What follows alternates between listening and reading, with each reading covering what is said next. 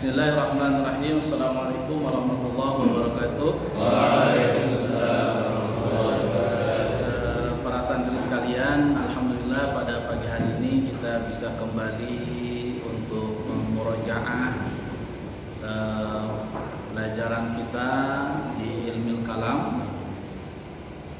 Kita akan meneruskan pembahasan tentang kebangkitan dari madhab Ahlussunnah wal Jamaah.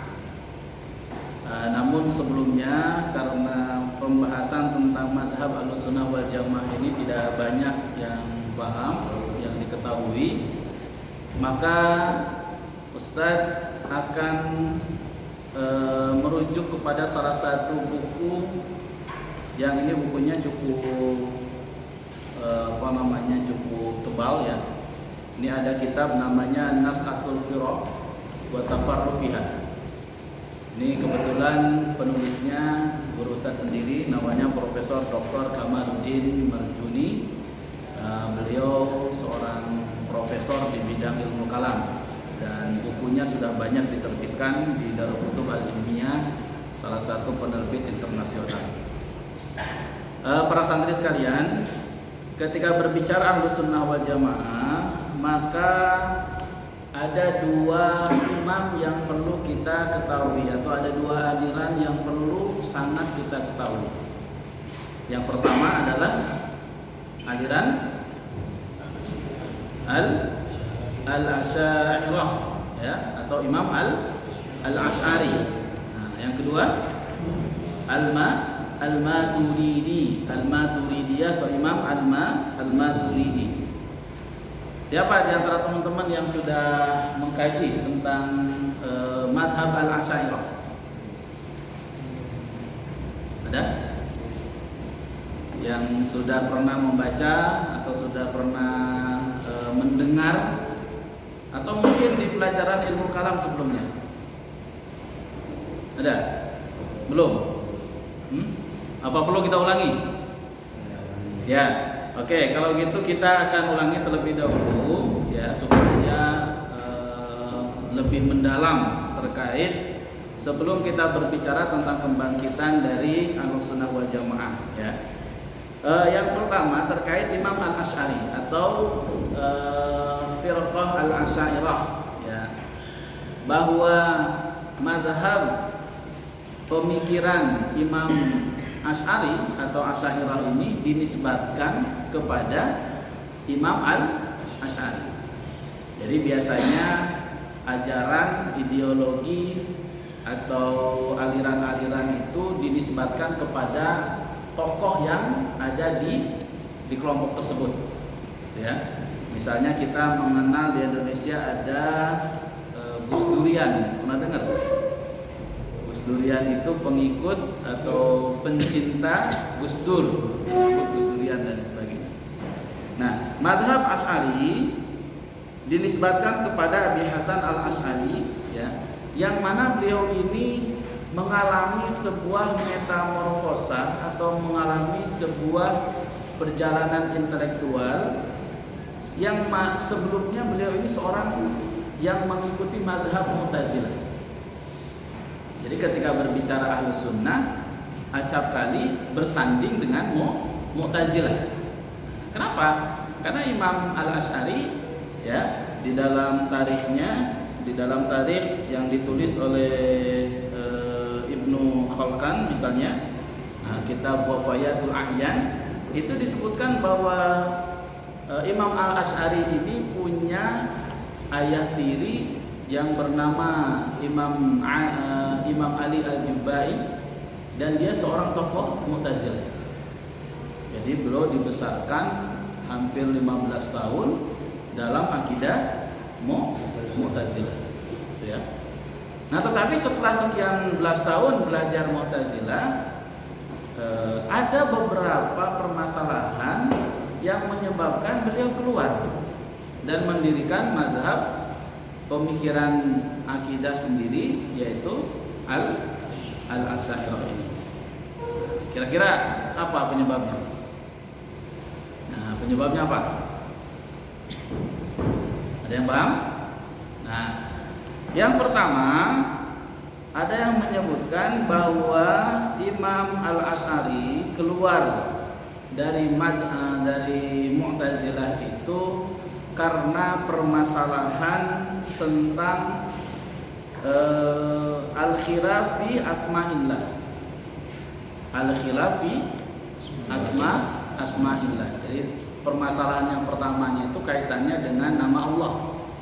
Jadi ketika Imam Al-Asy'ari dengan Imam Al-Jubai ini sedang berada dalam suatu majelis gitu ya. Ada orang yang datang. Ada yang datang ini mungkin muridnya atau santrinya. Dia bertanya sama Imam Al-Jubai itu. Ya Imam, hal jazalana an nusammi Allah bi'aqil? Apakah boleh kita menyebut Allah itu dengan nama Al-Aqil? Boleh atau enggak? Boleh atau enggak? Boleh atau enggak? Ayo, gimana? Faqala Al-Jubai la. Nah, Imam Al-Jubai mengatakan enggak boleh menamai Allah dengan nama Al-Aqil. Kenapa? Li'annal aqla mushtaqqun minal uqal wa huwa al-man'u wal man'u fi aqillah muhalun. Kenapa enggak boleh, kata Imam Al-Jubai, enggak boleh menamai Allah dengan al-aqil? Karena akil itu asal katanya dari al-uqal. Al-uqal itu bil mana al-man'u, melarang, mengikat. Sedangkan larangan dan ikatan untuk Allah itu sesuatu yang mustahil. Jadi itu secara bahasa akal itu kan mengikat, akal tuh jadi mengikat pengetahuan di dalam otak gitu. Nah ini logika yang disampaikan atau dalil aklinya dari Imam Al-Jubai yang disampaikan terkait pertanyaan tersebut. Nah, ketika menjawab pertanyaan tersebut, Imam Al-Asy'ari menolak. Idza kana daliluka bimisli dzaka fa ana araddu. Kalau logikanya seperti itu, maka saya menolaknya, kata Imam Al-Asy'ari. Padahal Imam Al-Asy'ari itu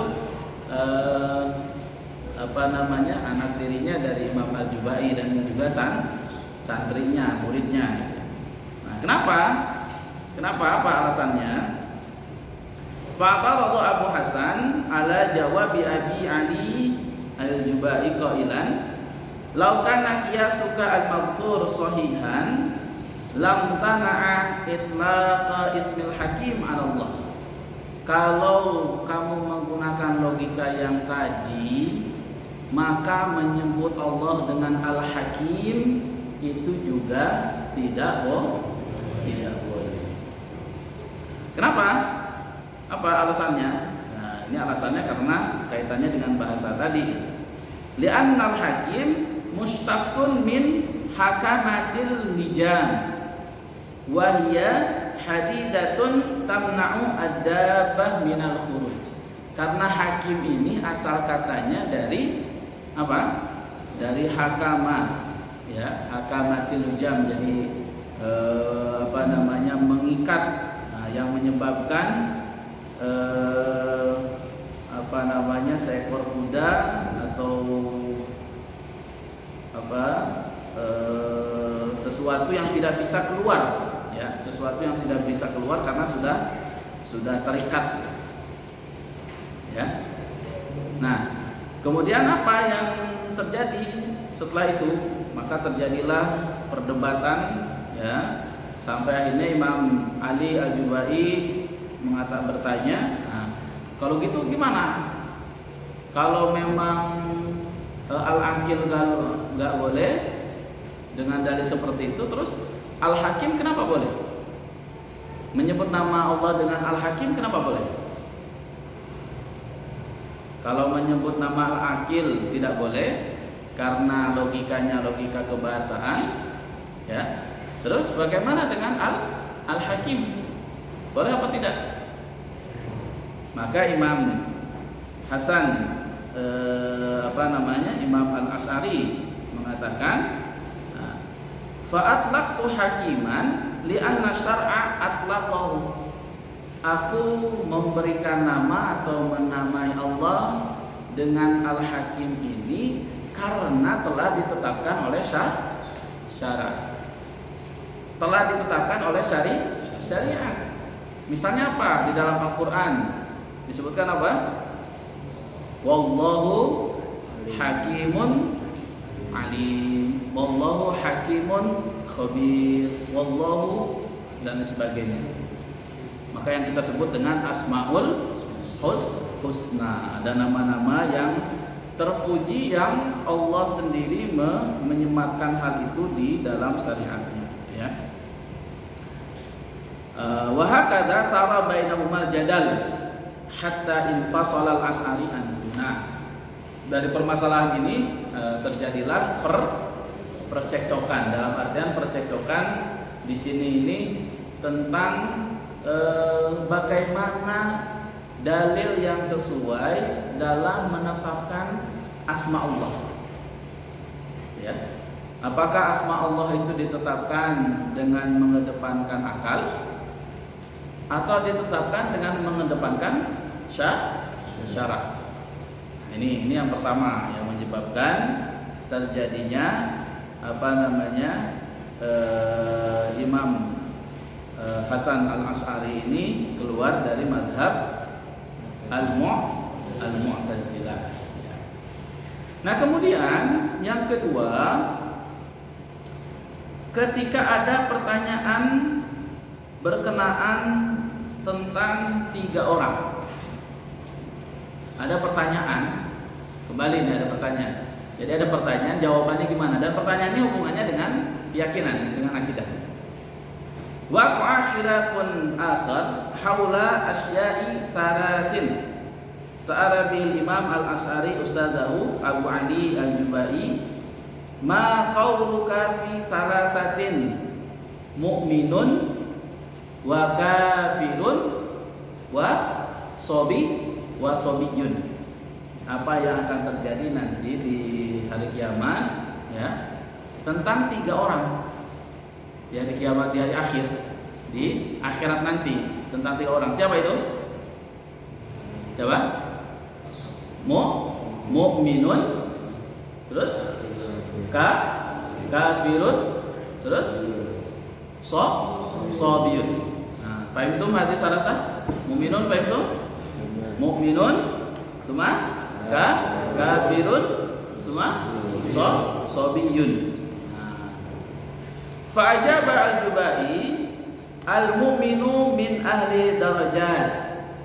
Al-mu'minu min ahli darajat, bahwa nanti orang mukmin itu di hari kiamat mereka akan menjadi orang-orang yang mendapatkan derajat yang tinggi. Artinya mereka akan selamat dan mereka akan masuk ke dalam surga. Min ahli darajat.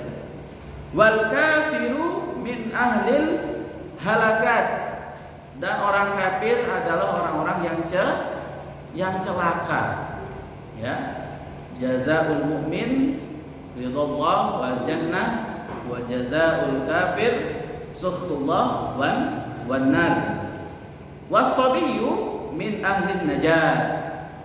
Was-sabiyyu min ahli najat, dan anak kecil yang belum balik yang meninggal itu mereka akan menjadi manusia atau orang yang diselamatkan. Nah, ini jawaban siapa? Jawaban Imam Ali Al-Jubai Al-Mu'tazili. Nih, dia logikanya seperti itu. Nah, faqala Al-Asy'ari, fa in arada as-sabiyyu an yarqiya ila ahli darajat hal yumkin. Bisa enggak yang bayi tadi minta sama Allah supaya menjadi ahli darajat, meningkat gitu, posisinya ningkat, bukan hanya yang diselamatkan tetapi dia selamat kemudian derajatnya naik tingkat, ya.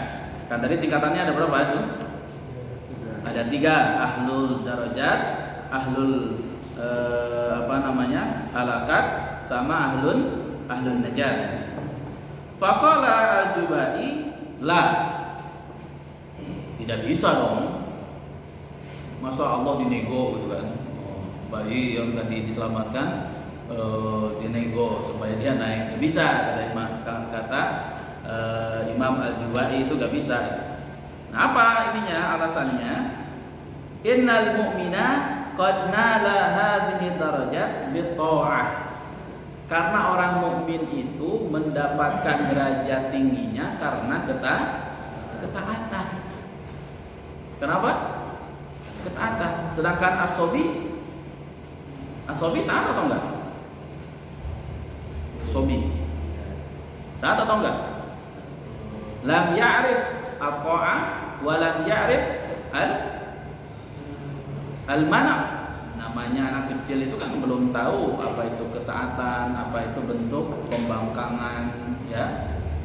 Kalau ada anak kecil, misalnya saya punya bayi umur 1 tahun, dia ngambil benda tajam, kemudian kita larang, jangan diambil, tetap dia ngambil. Apakah itu bentuk pelanggaran? Bentuk pelanggaran atau enggak? Terus ada makanan, dia ambil makan, kemudian dia ngambil makan. Apakah itu bentuk ketaatan? Enggak. Kenapa? Li'annahu lam ya'il. Ya, masih ingat hadis Rufi al-qalam an salasin. Ya. Anin naim hatta yastaiqid. Cuma anin naim hatta yastaiqid wa anis sabi hatta yahtadi wa anil majnun hatta yafiqa. Ya, tidak bisa ditulis ketaatan dan pelanggaran kepada 3 orang. Siapa? Orang tidur. Kalau ada orang tidur buat maksiat, itu tidak disebut maksiat karena tidur. Ya. Kemudian anak kecil yang belum hulum, yang belum balik gitu. Kemudian yang ketiga orang gila. Nah, ini kata Imam Al-Jubai tidak bisa. Kenapa? Karena yang beriman itu mendapatkan derajat tinggi karena ketaatan. Nah, faqala al-Asy'ari fa in qala at-taksir laisa minni.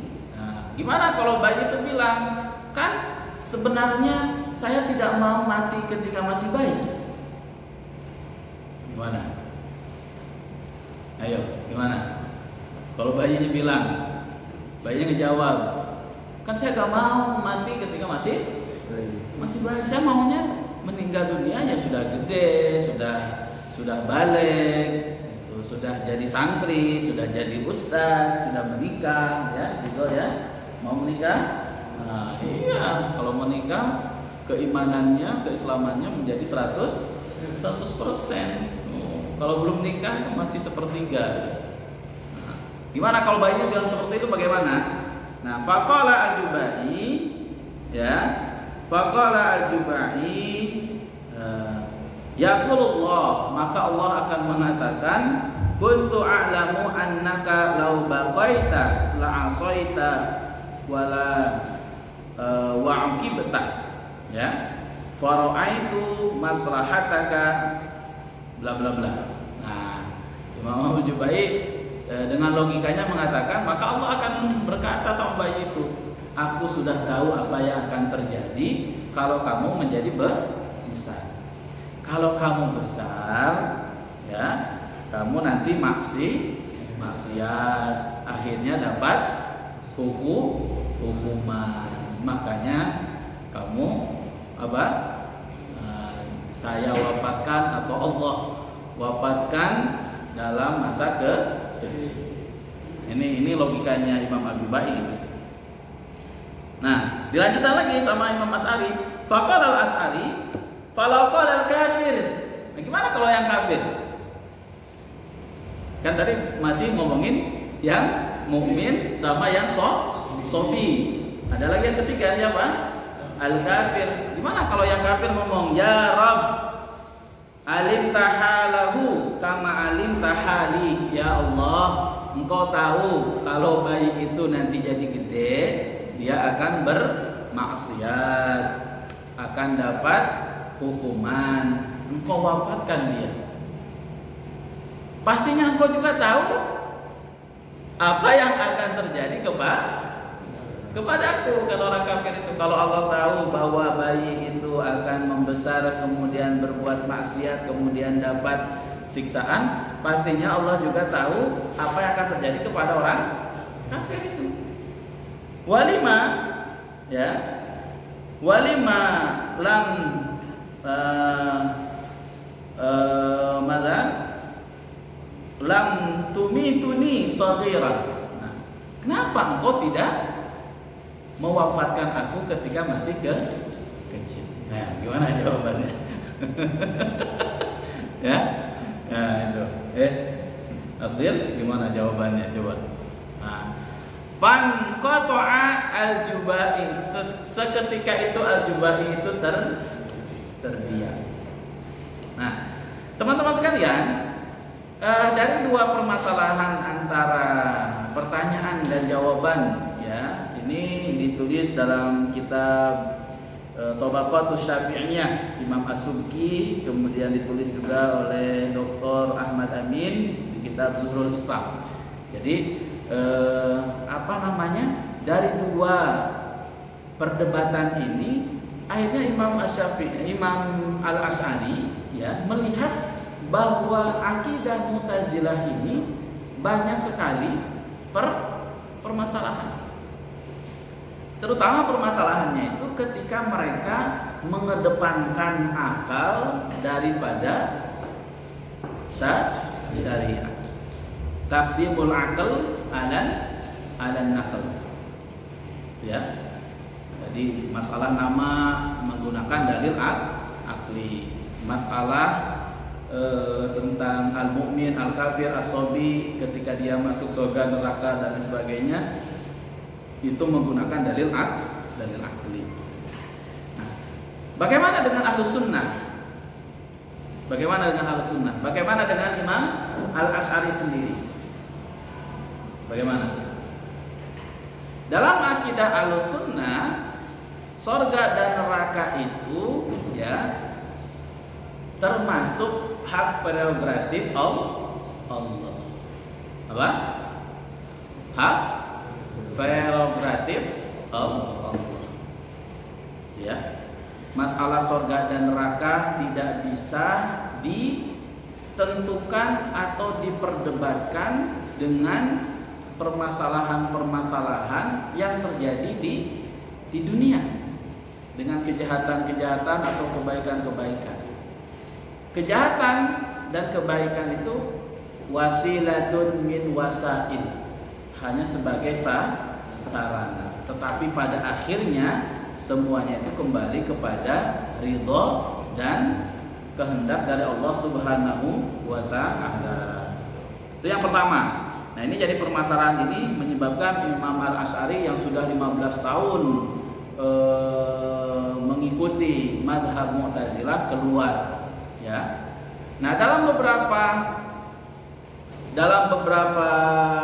kitab disebutkan kembali bahwa penyebab Imam Al-Asy'ari keluar dari madhab Mu'tazilah itu karena mimpi.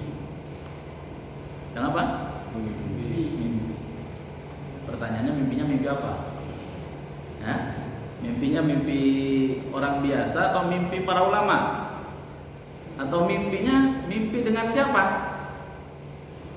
Nah, ini dalam beberapa kitab, di kitab Tabyinul Muftara, Tabyinul Kizbil Muftara, ya, Imam Ibnu Asakir menyebutkan bahwa salah satu penyebab Imam Al-Asy'ari keluar dari madhab Mu'tazilah karena beliau bermimpi bertemu dengan Rasulullah SAW.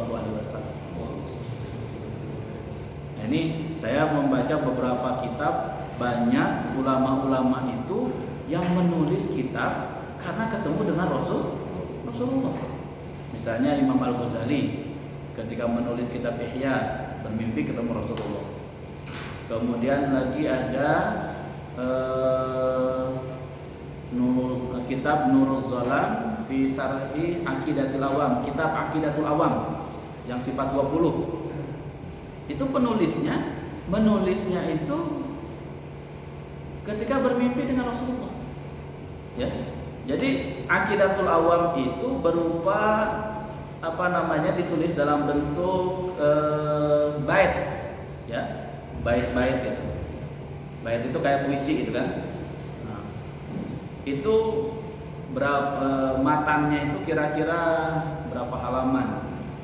Dan dia tulis setelah bangun bangun dari tidur ketika bermimpi bertemu Rasulullah. Jadi mimpi ketemu Rasulullah, kemudian menyebutkan bait tersebut di depan Rasulullah. Kemudian Rasulullah asabta, dia bangun, dia tulis. Jadilah Aqidatul Awam. Nah, termasuk Imam Al-Asy'ari, ya. Nah, di dalam kitab Tabyinul Qidil Muftara yang ditulis oleh Imam Ibnu Asakir disebutkan bahwa Imam Al-Asy'ari, ya, bermimpi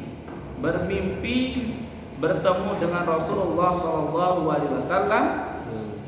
Kemudian dalam mimpinya itu Rasulullah bersabda kepada Imam Al-Asy'ari, "Alaika bisunnati."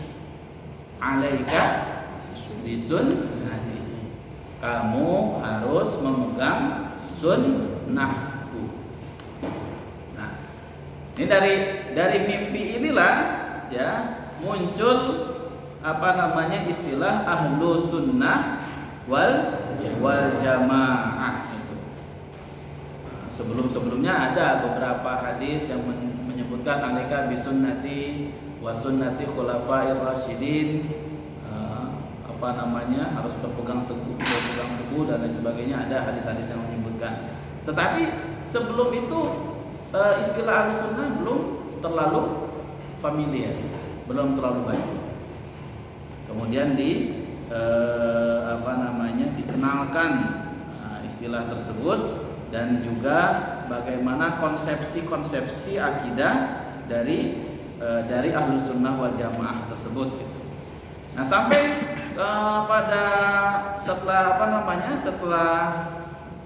setelah mimpi tersebut, ya, Imam Al-Asy'ari berdiam diri di rumahnya sampai 15 hari. Ada yang menyebutkan sampai 15 hari beliau, ya, beristikharah, kemudian memurajaah, membaca kembali semua buku-buku ajaran-ajaran dari Mu'tazilah tersebut, ya. Sampai akhirnya setelah 15 hari beliau keluar, kemudian mengumpulkan jamaahnya di masjid. Kemudian beliau berkata, "Khala'tu madhabal Mu'tazilah kama khala'tu as-sauban." Aku telah melepas diri dari mazhab Mu'tazilah sebagaimana aku melepaskan baju ini, jubahnya dilepas. Kemudian mengenalkan Ahlussunnah wal Jamaah. Itu pendapat yang kedua. Nah, ada berapa pendapat? Ada beberapa pendapat. Nah, pendapat yang ketiga, ya, pendapat yang ketiga menyebutkan bahwa Imam Al-Asy'ari ini ingin berusaha untuk mengenalkan Islam tidak hanya melalui pendekatan akal yang terlalu berlebihan, sebagaimana Mu'tazilah, atau menggunakan dalil-dalil terlalu berlebihan, sebagaimana al-haswiyah atau an-nasiyah, orang-orang yang terlalu mengedepankan nas, ya, orang-orang yang sampai akhirnya melakukan tasbih. Al-musyabbihah. Siapa musyabbihah itu? Musyabbihah itu orang-orang yang tasbih antara Allah dengan makhluk karena terlalu letterlek terhadap Al-Quran ketika berbicara misalnya yadullah fawqa aydihim, dipahami secara harfiah. Nah, Imam Al-Asy'ari berupaya untuk melakukan perbaikan. Ya, di sini disebutkan wa qad dhahaba ba'du ulama ila anna al-Asy'ari arada al-islah wa tawassut wal i'tidal bainal firaq wal madahib wat tayyarat. Ya, jadi berusaha untuk menengahi. Berusaha apa?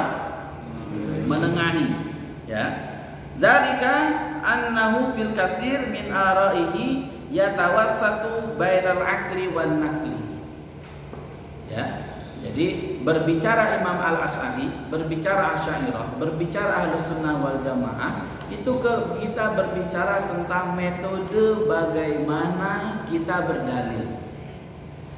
Metode bagaimana berakidah, bahwa berakidah itu tidak terlalu mengedepankan akal, tidak berlebih-lebihan terhadap akal, tidak berlebih-lebihan terhadap nas atau ayat. Ya. Wa min huna fa innahu yakunu wasitan baina ulama'il fiqhi wa ulama'il kalam. Jadi Imam Al-Asy'ari itu menjadi pepengah antara ulama-ulama fikih serta ulama kalam. Wa wasitan bainal mu'tazilah wal hanabilah wal hasyimiyah. Ini Hanabilah ini pengikut Imam Ahmad bin Hanbal, tetapi mereka berlebih-lebihan, terlalu mengedepankan nas tadi, ya. Wa mimman dhahaba ila hadzal ra'yi al-Imam Al-Kautsari haitsu qala fasa'a awwalan lil islah bainal fariqaini minal ummah bi irja'ihima ila an tatarrifihima ila al-wasati al-adli. Ya, salah satu yang menyatakan bahwa Imam Al-Asy'ari ini berusaha untuk menengahi kelompok-kelompok yang terlalu berlebihan itu adalah Imam Al-Kautsari. Dia mengatakan Imam Al-Asy'ari berusaha untuk mengembalikan kelompok-kelompok yang sudah berkembang itu ke kepada pertengahannya, kepada ke tengah-tengahnya. Jadi tidak berlebihan ke kanan, tidak berlebihan ke kiri. Ya, sebagaimana dalam Al-Qur'an disebutkan kuntum khaira ummatin ukhrijat linnas ta'muruna bil ma'ruf wa tanhauna 'anil munkar wa tu'minuna billah. Ya, jadi tidak berlebih-lebihan. Ini teman-teman sekalian yang bisa kita simpulkan di sini tentang Nas'atul Asy'ariyah, ya, bahwa Al-Asy'ariyah ini didirikan oleh Imam Abu Hasan Al-Asy'ari, yang mana beliau sebelumnya mengikuti madhab Mu'tazilah, ya. Kemudian i'tazalal Imam Al-Asy'ari anin nas muddata 15 yauman, thumma kharaja ila nas fil masjidil jami' wa akhbarahum annahu khala'a mimma kana alaihi ya'taqiduhu. Jadi beliau kemudian mengumumkan bahwa dirinya telah keluar dari akidah Mu'tazilah. Nah, penyebabnya ada berapa? Tadi kalau kita sebutkan penyebabnya ada 4. Ya, ada 4 penyebab. Yang pertama al-khilaf fi af'alillah.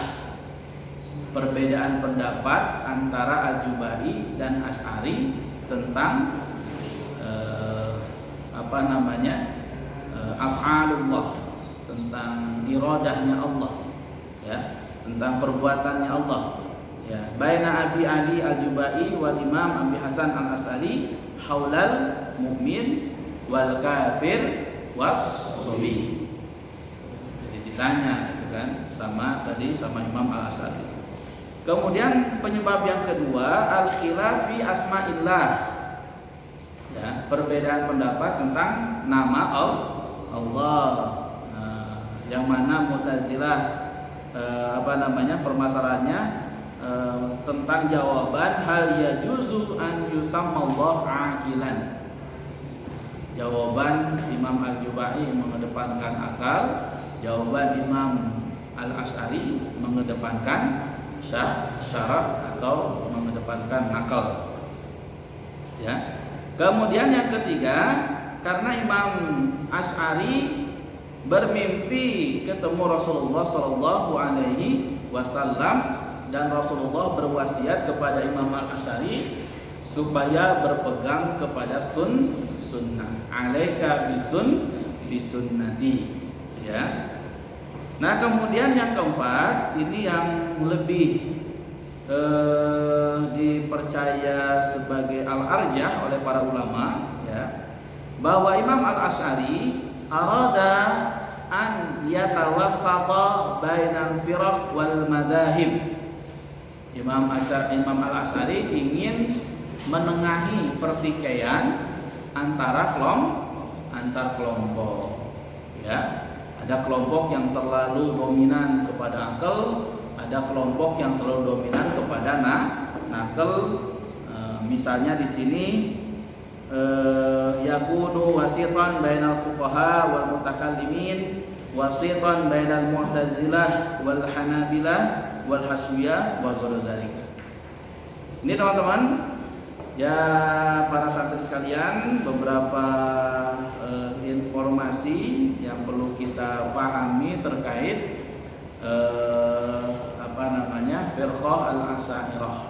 Dan firqah ini merupakan firqah yang paling banyak diikuti oleh umat Islam di Indonesia. Di Indonesia kita mengenal ada ormas Nahdlatul Ulama, ada ormas Muhammadiyah. Salah satu cirinya itu ketika berbicara Nahdlatul Ulama, misalnya ala kalami Abi Hasan Al-Asy'ari wa ala tasawufi Al-Baghdadi dan lain sebagainya. Jadi ada beberapa kriteria ketika berbicara misalnya Nahdlatul Ulama, Muhammadiyah dan lain sebagainya yang ada di Indonesia, dan madhab Imam Al-Asy'ari ini menjadi pegangan kebanyakan dari umat Islam ini. Hadanallahu wa iyyakum ajma'in, wabillahi taufiq wal hidayah war ridha wal inayah. Fastabiqul khairat wallahu a'lam bissawab. Wassalamualaikum warahmatullahi wabarakatuh. Waalaikumsalam.